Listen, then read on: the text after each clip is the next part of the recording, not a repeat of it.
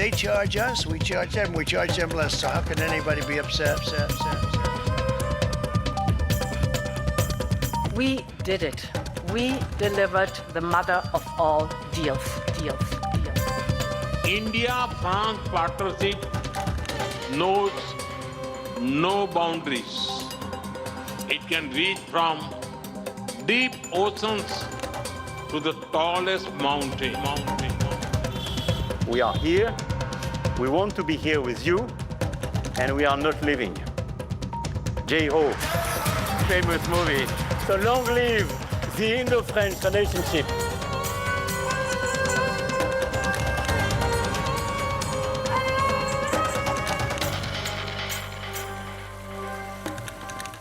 Hello and welcome to this special edition of Access Asia, coming to you from New Delhi, where in recent weeks 2 trade agreements have been announced. One with the European Union, the other with the United States. The latter coming after months of fraught relations with Washington.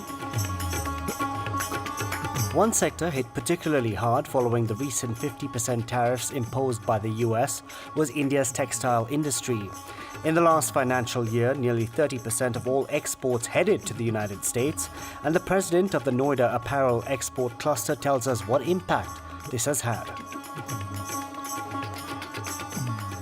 You have seen the factory which you are standing now.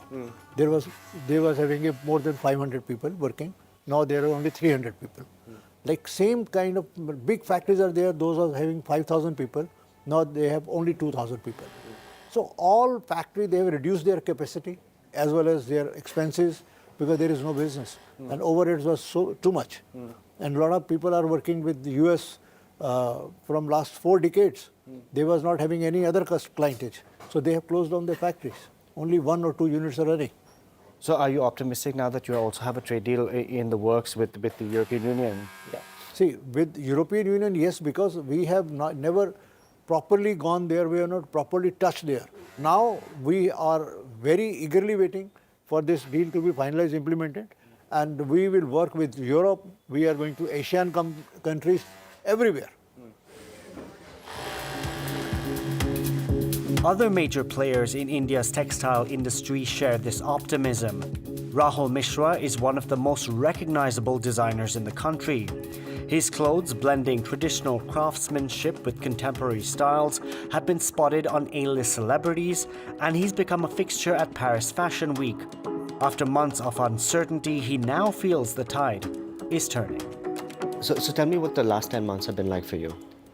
So last 10 months have been very exciting overall, although there have been a negative impact of tariff, like our export to US. And then there have been also a little retail turmoil within the world in terms of when you look at large-scale department stores.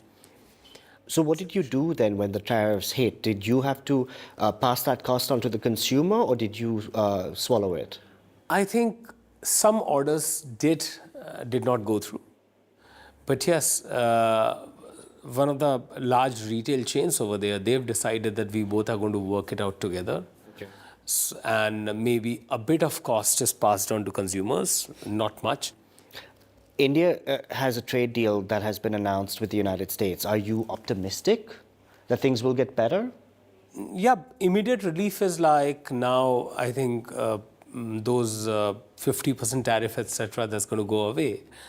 But when you look at impact of trade deal, usually it's almost like a process of 1.5 years of, that long implementing anything, So I'm very, very optimistic. I think why we are so optimistic, because we are very sure about our product. We are very sure about our brand, our philosophies. And these trade deals are going to help us to reach out to more consumers and deliver best of designs to everyone. There's also been a trade deal announced with the European Union. Is that also going to help? The fact that all these trade deals are coming at the same time? I think trade deal with EU I have been very excited about, because I also met delegation when 2 years, I think last year or last year when they were here in India, along with our foreign minister and Minister of Commerce. And I was excited because we are looking at opening stores in France and other parts of Europe. And I think having a duty-free structure allows us to ship pieces which are made in India, and also it also allows us to take care of things which are unsold. You have to bring them back also, and we have to look at what are the fine prints, what are the fine lines, to be able to say much, but we are very optimistic right now.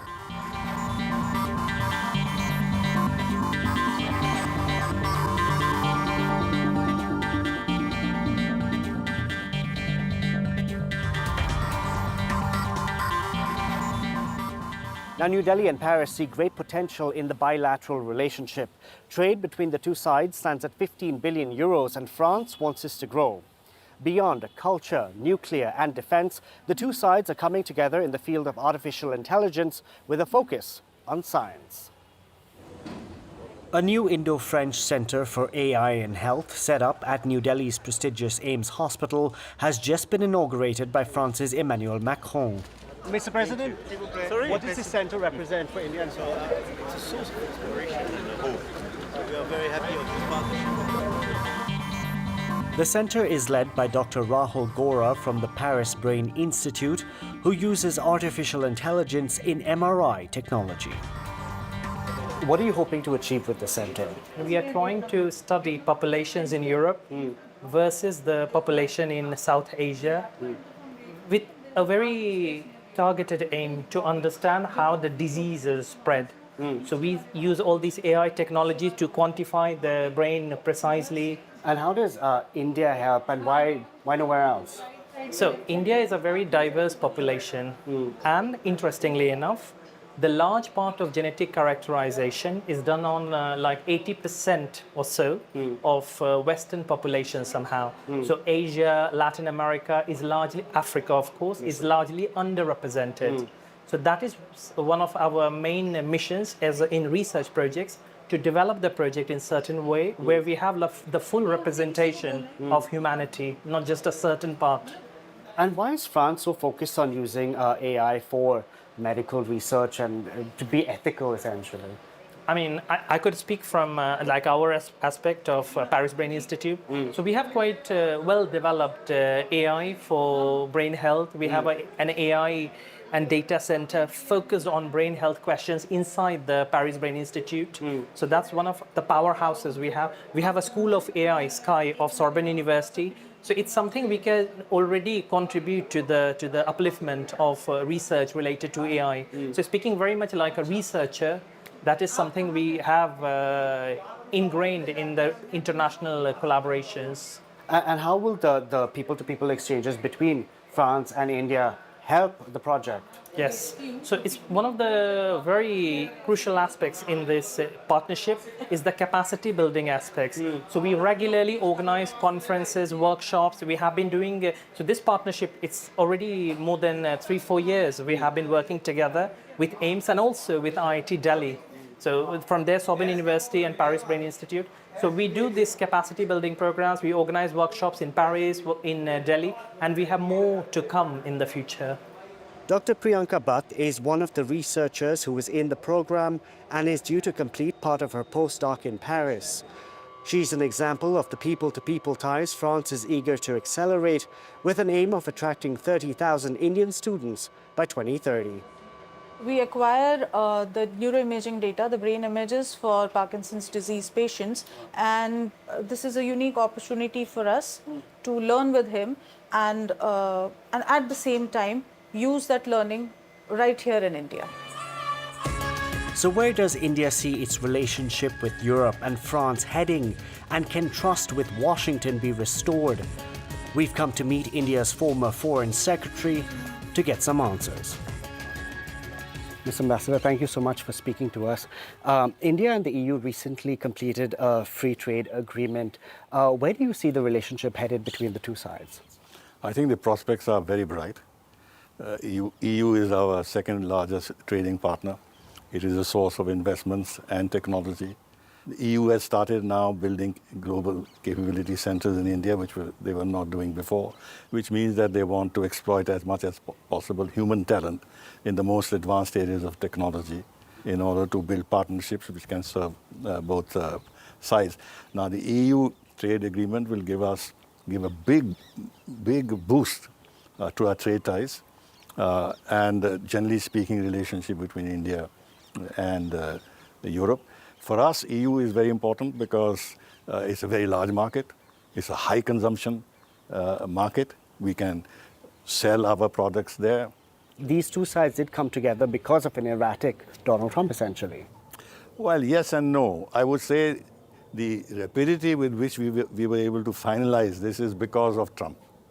But our negotiations began a long time ago. Decades ago, yeah. And then they picked up when Antonio da Costa was the president of the European presidency of the European Commission or Union or whatever it was. And he sort of restarted the negotiations. And since then, there have been regular negotiations on both sides. So I won't say that, because if it was a Trump phenomenon, then there's no longevity in it. I think it's far more serious than that. Do you see any obstacles in the relationship going forward? No, on the trade side, no. Of course, we'll have to wait for the ratification of this by the European Parliament. We have omitted from the FTA issues that are very sensitive to both sides. So it's a balanced, very balanced FTA. India and France have also been forging closer ties for quite some time now. Do you see that trajectory continuing? Oh, absolutely. I think there was a feeling here at one time, and I think that is being sustained, that if we are looking for a very steady, reliable, trustworthy partner in the West, it will be France. Let's talk about the trade agreement which New Delhi has announced with Washington. Do you think India's trust has been restored in the United States? No. But I could ask the question, has Europe been able to or will be able to restore trust in the United States? I doubt it. Not for the time being. Not for the time that Trump is there, because he's so erratic, so unpredictable. He can change his mind. He's uncontrolled. I think the blow to the India-US relationship has been pretty deep. But yes, things are beginning to become better. But Trump has again issued an executive order that they'll monitor our oil trade with Russia and reimpose penalty sanctions and other sanctions. I want to ask about that, because what does that mean? Because India's response to that has been diplomatic. It's been quite opaque. Do you see India cutting off those ties to those oil supplies coming in from Moscow? Cutting, no, but a decrease in ties is inevitable. A decrease in ties with Moscow? On the oil side with Russia is inevitable. Okay. Already the figures show that. But all Russian companies are not sanctioned. And therefore, some Russian oil will come on the global market. And India will buy it if the price is right. But more than that, there's a much bigger problem which Trump has not taken into account. Which is? Russia brings 4.5 million tons into the global oil market. This just cannot be replaced. So what you call opaque is not really opaque in that sense. It is we are keeping our options open and given ourselves enough latitude to take the decisions as things progress. India likes living in a multipolar world, and just because India is edging closer towards the West, as you put it, at this point in time doesn't mean it's going to cut ties for old allies like Russia. But do you think New Delhi will send some sort of limitations in that relationship with Moscow? No. These limitations can't be imposed on India. There are certain inherent limitations. Like in terms of technology, for instance? No, there's inherent limitations because Russia cannot provide to us what the United States or even Europe can provide to us in terms of investments, in terms of technology. Mr. Ambassador, thank you so much for speaking to us. My pleasure.